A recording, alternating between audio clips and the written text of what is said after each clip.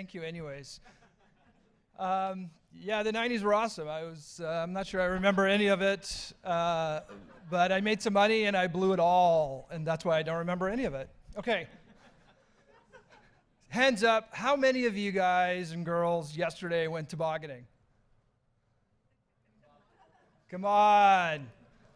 That's very disappointing. I'm super disappointed. All right, that's not what I'm talking about. So 5 minutes, I'm not going to do it. I can't talk for 5 minutes. But I wanted to talk about and share some experiences about running a startup that I did in 2009 to 2014, Shiny Ads, versus what I'm doing now with Zoom, which I started last year, 12 months ago tomorrow. So that's me. It goes back to the 90s, sure, whatever. I've gone through a couple of acquisitions, a lot of raising of money, a lot of losing of money. That's a different story for the after party. And then Shiny Ads was acquired in 2014, and that was really interesting, and that's what I'm going to talk a little bit about. Zoom, for those of you that don't know, enterprise automated assistant. Chat with it, it knows you, it does stuff for you. It's pretty cool. A lot of natural language processing, machine learning. It's all about saving you time. Okay, 2009. What was I going to do? I wanted to do something. Mobile apps were new. This is an actual quote. Remember fart apps? Not to be confused with the beer drinking app, which you had to like do one of these and get just right. So the fart app was doing $10,000 a day. I'm like, wow, I should have done that. But now it's kind of over. That's another quote. Nobody installs apps anymore. There was a lot of things that I could have looked at. Chat was there. It was a little different than what it is now. Wearables. I was so jealous about wearables because nobody even wore a watch when I started Shiny Ads. Big data turned into AI now. Biotech's kind of gone. FinTech. So what I looked at was something that I knew a lot about, and that was online advertising. And I knew the problems. And this is exactly what I did with Zoom.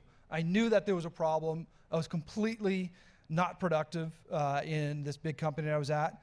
And so that's what I wanted to focus on. And I think that the takeaway is to look at something that you know a lot about and that's bothering you, that you see a void in. And when I look at hiring was really hard to do. Toronto's an awesome city. There's too many opportunities for the talent that we have. Today, I think it's a little bit easier for what we're doing because we're doing some really cool shit. We're doing AI, we're doing chat, everybody wants that.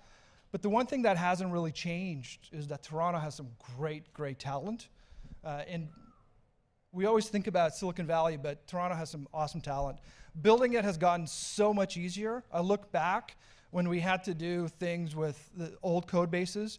We can basically bring in all of these repos from NPM with Node and build something super fast. I was just telling a web designer that we rebuilt our WordPress site in 3 hours with Tilda. And it's like, never again am I going to bring up WordPress. And then, of course, the APIs that are very prevalent today can allow us to build stuff. So it's much simpler for us to build something today. So it's much faster for us to get off the ground. Funding, which is I can talk more than a minute and 38 seconds on. 2010, when we originally got funded with Shiny Ads, the economic crash just happened. Nobody had funding. Stewart was in a VC back then. And today we're a little different. There's a lot more funding. We'll see what happens.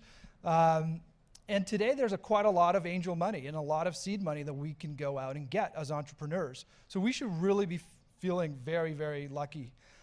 We didn't have AngelList back then. We now have AngelList. We have Crowd Matrix as well. One thing that hasn't changed is there's still a lot of douchebag pretend investors out there. I don't know how they find me. Look, I know what you're talking. So here's something that's interesting. Our revenue at Shiny was growing about 2x a year. That was okay. It wasn't good enough. I can't talk about revenue for Zoom because we don't have any. Big goose egg. Feels awesome until we do. But the 2x wasn't big enough, which led us to ponder what else we could do, and we exited. And the reason, one of the big reasons was market risk. Super important to consider because the trajectory that we were going at was great, but it wasn't as good as the big players there. So we made a strategic decision to actually be acquired, because there was always an opportunity. That worked out for all the shareholders. It was the right time. And this is something I tell a lot of entrepreneurs. If you can get that exit, the first exit, do it. So last thing, it's never been a better time to do a startup, especially in Canada. It's always about execution, innovation, hustling, and timing. But it's a great, great time. And if you guys want to try Zoom.ai, there's a coupon code for you. Type it in, you get a free month. Thank you. Questions? And we are hiring, of course. 2 questions.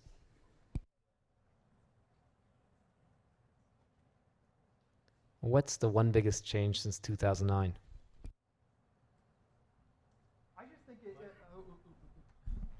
I think you can build stuff so much faster today. You could iterate, right? You could A/B test, you can experiment, and you can build it so faster than you could before.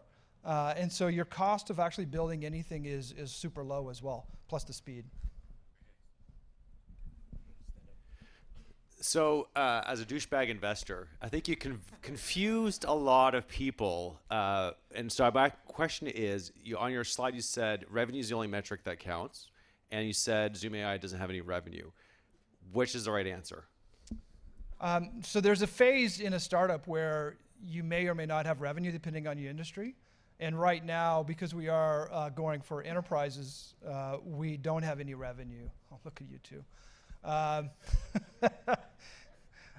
So we are pre-revenue. I'm honest about it, setting the right expectation. We will have revenue this year as we enter the market. We're working on the product to make sure that it was a product market fit. He wasn't even listening. He was just trying to get me. One last question. Hi, thanks. So funding has gotten easier and product development has gotten easier. Do you do the same amount of hiring? Do you do less hiring? Do you do more hiring? I think we still do the same amount of hiring. Yes, I would agree. You know, we talk a lot about automation and the future of work and how robots are going to steal all of our jobs, but that in the tech industry, that's not really true yet, and for a while. So we still have to hire all the engineers to code, marketing, sales, and so forth. Yes. One final question. Right over here. Great, I got one. Oh, do I have it? Oh. Yeah, I do. So ad tech is kind of blown up. I saw that, Chango has blown up. A lot of these ad tech companies. Like blown up in a bad way. Well, Rocket Fuel, look at their Millennial Media, look at their stock price. How do you know when to exit? Yeah, so I didn't have enough time to go in. I think that one slide could have taken a half hour. What I was trying to mention was that sometimes it's not how bad you're doing in terms of not making enough revenue or that you have a great offer. It's about market timing. And for ad tech, there's cycles. And right now we're in a shitty cycle that nobody gives a shit about, ad tech. So financing is really hard to come by. I'm an investor in an ad tech startup, and it's hard to get investors to pay attention. Chango and Shiny Ads, both were acquired by Rubicon. They were both shut down, which is what you're talking about, last month. The investors are fine, thanks. But shit happens during acquisitions. It's no reflection of how good or bad Chango was or Shiny Ads, and they were both great companies. Thank you.